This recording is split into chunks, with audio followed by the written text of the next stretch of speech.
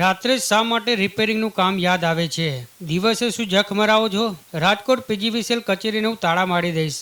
મારા પર એફઆઈઆર કરવી હોય તો છૂટ છે.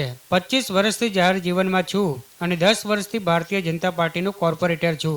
એમ અડધી રાત્રે પીજીવીસીએલ કચેરી જઈ રાજકોટ સ્ટેન્ડિંગ કમિટીના ચેરમેન જયમીન ઠાકરે પીજીવીસીએલના અધિકારીઓને ખખડાવ્યા હતા. રાજકોટ વોર્ડ નંબર 2માં છેલ્લા 4 દિવસથી સતત રાત્રિના સમયે લાઇટ જતી રહેતા રહેવાસીઓ હેરાન પરેશાન થઈ રહ્યા હતા. આથી સ્ટેન્ડિંગ કમિટીના ચેરમેન જયમીન ઠાકરને લાઇટ બાબતે વિસ્તારવાસીઓની ફરિયાદ મળતા રાત્રે 1 વાગે જયમીન ઠાકર પીજીવીસીએલ કચેરી ખાતે પહોંચ્યા હતા અને હલ્લાબોલ કર્યો હતો. પીજીવીસીએલના મુખ્ય અધિક્ષક ઇજનેર સહિતના 4 અધિકારીઓને તાબડતોડ ઓફિસે બોલાવી રીતસરના બેફામ ખખડાવ્યા હતા અને આખરે પીજીવીસીએલના 4 અધિકારીઓએ રાત્રે 3 વાગે હવે વોર્ડ નંબર 2 વિસ્તારમાં ફોલ્ટ નહીં સર્જાય અને લાઇટ જશે નહીં તેવી બાંહેધરી લેખિતમાં આપતા મામલો થાળે પડ્યો હતો. ત્યારે પોતાના વિસ્તારમાં લાઇટ જતા નાયક થઈ જતા સ્ટેન્ડિંગ કમિટીના ચેરમેન બીજા વિસ્તારમાં લાઇટ જાય ત્યારે પણ નાયક થઈ જાય તો સારું તેવી લોકમુખે ચર્ચા જાગી છે.